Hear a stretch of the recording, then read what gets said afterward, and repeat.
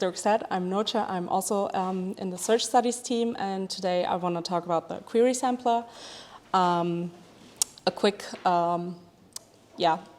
introduction or page about what I'm going to tell you. So first, what Dirk already started explaining the relevance of search queries for our types of studies when we want to get results from search engines. Then the common approaches that are used currently in different studies and our query sampler approach. Then I will briefly show you the proof of concept work that we've done to show that the approach is better or more comprehensive than what has come before. And lastly, a conclusion and future work. The relevance of search queries, as previously mentioned, when you're using studies or when you're conducting studies with search engines or generally searching for results, it's very important what you use. The queries are the important thing because they are what generates the results. So usually the problem is that queries to commercial search engines, especially Google, for example, are limited. We can't get the search logs like we could before I could even read, I think. So there's no easy way to get real-world user data. So the development strategies are very varied, and I will show them in the next slide, what kind of strategies are used. And they are not always reproducible, and so it's not very scientifically clear how to generate the same query sets as previous researchers. Our objective with the query sampler is to develop a method where we can generate query sets for a given topic, and we can also take usage statistics into account. That means the real-world usage data. So the relevance, if those queries are actually used by people. The approaches previously are charted on a graph here or in a plot where we have one axis that shows the coverage of a specific topic, so how much of the topic can be covered with a query itself, and on the other side is the popularity of the request itself. So at the bottom we have search queries invented by researchers themselves. So when I sit down and I imagine that I, as a search engine user, would use this and this query, I have no data for that. That is just me inventing or making up queries. The next one is using a predefined list of names, so vocabulary, or maybe a list of party names, political candidates, or classification categories, something like that, something that is a closed list where you can kind of see how much this list covers in the given topic. The next one, which we see, is on the same level of the predefined list, is online crowdsourcing, but it takes into account the popularity because it is crowdsourced. Next, we have the autocomplete function in search engines because they generate the data from other usage data. So we see there's a trend in this plot going upwards, and the next one is what we are implementing in our query sampler approach, which is using keyword research tools, and I will talk about them in a second more because it's very important for this. Then we have real-world query sets, which I've already mentioned that it's nearly impossible to get to currently. And also, the ideal thing would be to get search queries from all search engines worldwide with all the usage statistics and if the people are happy with them. So yeah, we can't get that, so we'll try to make the best of what we have. So our approach is basically explained in 4 steps, which is you start with an initial set of terms. I would call them seed terms. Those are your starting point. This is the topic. So you have a main query or a basic idea. And then you can do an optional step where you use synonyms or alternative spellings to increase the coverage. Then, based on the checks that we have there, those are based on the keyword research tools that we're using. One of them is the Google Keyword Planner, which is a service from Google Ads. I will talk about that in a second. If the topic that we've chosen is deemed appropriate by Google, then you can use the Google Keyword Planner. And if it's not, you have to use an alternative keyword research tool, which is, in this case, SEMrush, a marketing tool. I will talk about that briefly, too. You use one of those services to take your seed terms to generate keywords ideas, and the important thing is not to do it once, but to do it iteratively. So you go over you take the initial seed terms, you create keyword ideas, then you take the generated keywords, and then you feed it back into the system and do that until no more new keywords are generated. So basically, you can get a lot of keywords from a very small set of initial seed terms.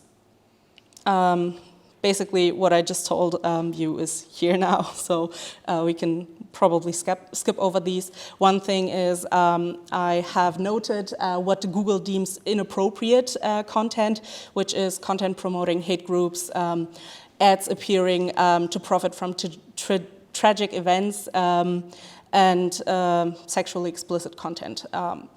So those are the topics that we would have to use an alternative. Here are the planner tools that I've talked about. So the Google Keyword Planner is a service that is included in Google Ads, so it's a marketing tool. It is usually used for people who want to create an ad campaign. So you can research what different keywords you can use to place your ads. Each of these keywords come with usage statistics. So that is very interesting for us, as mentioned previously. And the Keyword Planner can be accessed through the Google Ads API. This requires a verified Google Ads account. You have to send in an application, and then you have to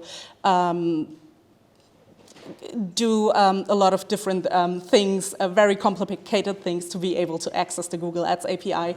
I think they especially don't make it easy for you if you're not having an active campaign where you pay the money.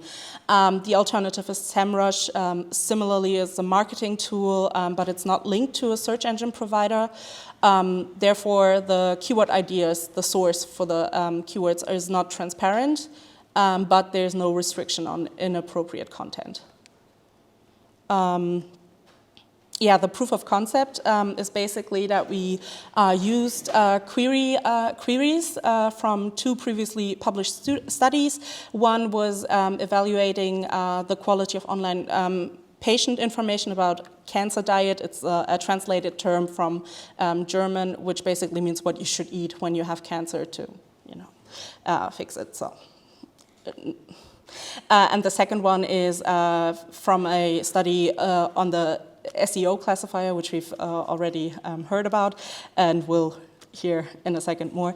The two topics are COVID-19 queries and radical right topics. So you can already see that the radical right topics, or the queries, and that would fall into the inappropriate content for the Google Keyword Planner, so we would already have to use SEMrush.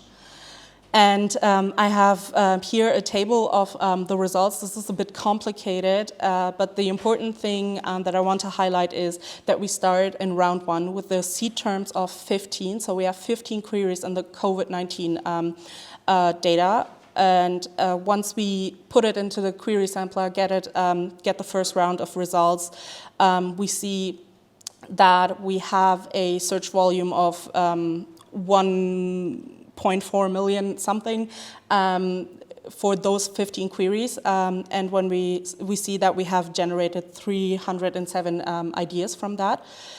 In the second round, there are a lot of duplicates, so when you look at the, I will briefly go through this to show you the sum. Like at the end, we have generated 385 queries from the initial 15.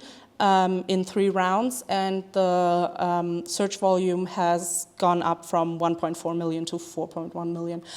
So there's a huge increase, and the same is true for the other 2 query sets that we have. I'll briefly highlight the starting number of queries that we had in all the sets. As you can see, there is an increase. The alt-right or the radical right topics, there is not that much of an increase, but given the topic, it is understandable. And the search volume, when we look at that, the usage data, there is also a huge increase, and that would show that the coverage would be improved when we applied the query sampler to these research topics that have already been published. Yeah. Is the search volume that's given by Google, so you can understand, is it like US, like they? Yeah, you have to, in the API, you have to say what location you have. You can specify if you want a certain city, or because it's a marketing tool. Yeah, you can be really specific. There are codes for everything. I think there's a huge list from Google, the location codes and the languages. You can select that. Yeah, because it's a marketing tool, there's a lot of options for that. Yeah, the conclusion basically, yeah, the query sampler. We can generate we can generate large sets of query sets from a very small seed of initial queries. And this approach, we have tested it on the 3 sets and it's seen an increase. I mean, I've basically told you this, but what's important or interesting, I think, are the limitations. And that one is, first of all, we are heavily dependent on the keyword tools that we're using right now, so Google Ads. And as we know, probably everyone who uses search engine research data knows that Google is a little bit complicated to work with at times, so you can be locked out by Google or your access can be revoked, so we're highly dependent on that. And SEMrush, I've already said that the sources aren't very clear. So those are the two things when we look at the tools that we're using that can be remedied by including more keyword generation tools, research tools, that we have a broader spectrum of sources that we can use to gather our keywords. And this would lead also to more comparisons between the keywords generated from the different tools as well. So we could compare them to our main tool that we're using, which is the Google Keyword Planner. So if we have different tools, there's also a comparison and for that. And the second one is we have only used a very small set of data to prove how the query sampler would work. So in future, we would want to test this with more varied topics, with more extensive lists, especially for more specialized topics like medical terms, where it's important that you don't have topic drifts, so that you don't go from one topic into the other with the iterative generative generation of the keywords. So yeah, and the other one is generally examining the effects of how these expanded query sets affect the quality of the study when we use 7,000 keywords as opposed to 15. Thank you.